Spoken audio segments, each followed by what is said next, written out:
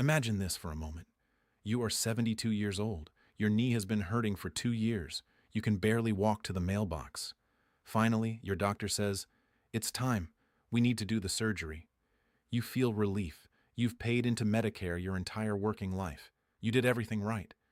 Then, a few days later, your doctor's office calls. The voice on the other end is quiet, careful.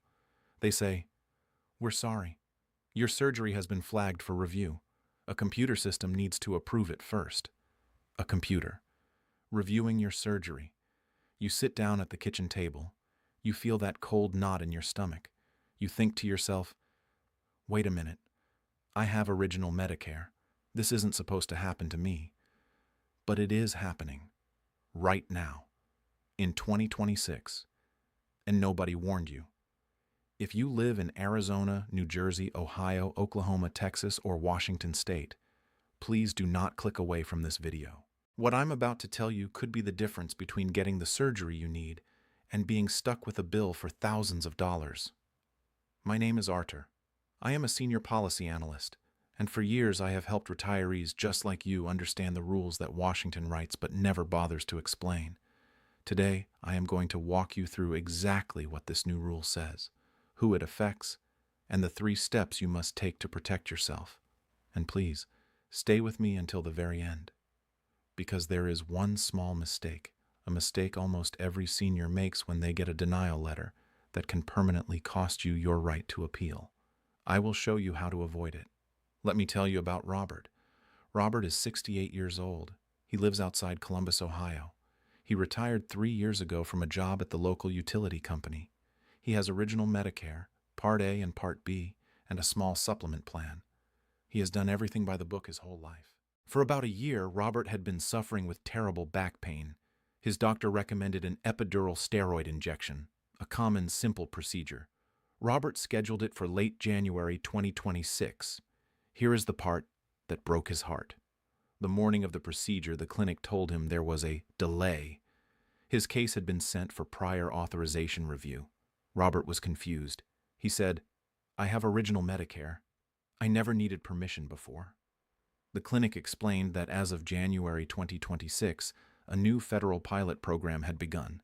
His procedure was on the list, and the review was being done partly by an artificial intelligence system.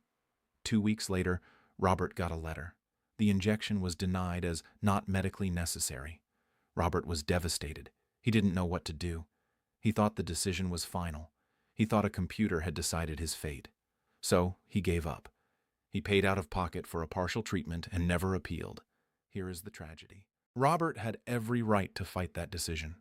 He had 120 days to file one simple form, but he didn't know. And by the time he found out, the deadline had passed. I don't want this to happen to you. So let me explain exactly what this rule is in plain English. The rule is called the WISER model.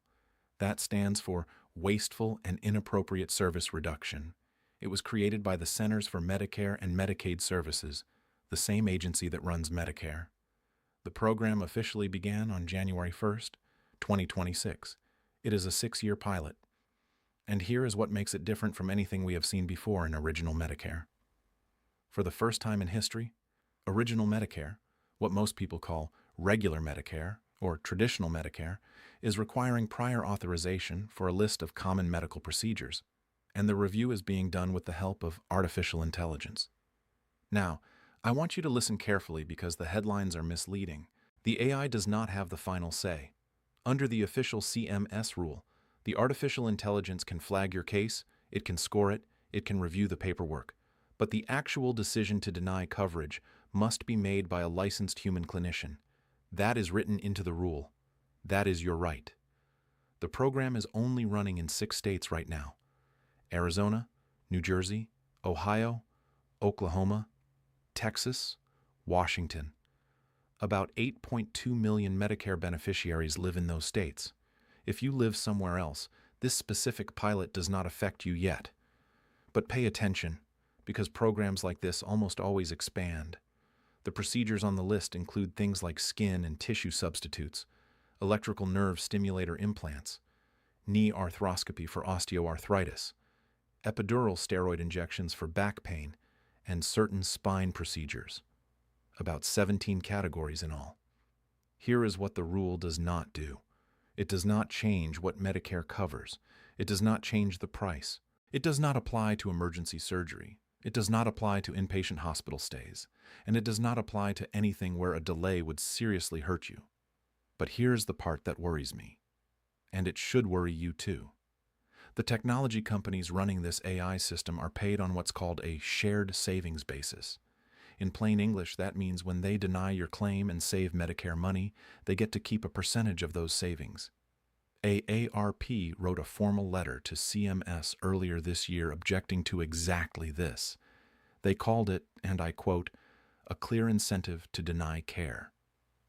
Think about that. The company reviewing your surgery makes more money if they say no. That is why you must know your rights, and that is why you must take action before you ever need that surgery. So, let me give you the 3 exact steps every senior in these 6 states needs to take right now. Step 1. Before you schedule any procedure, especially anything involving your back, your knee, nerve stimulators, or skin grafts, ask your doctor's office one simple question.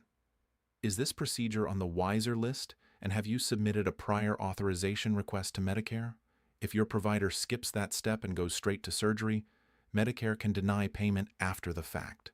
And depending on whether you signed something called an Advance Beneficiary Notice, Form CMS-R-131, you could be personally on the hook for the entire bill. Always ask, always confirm, get it in writing.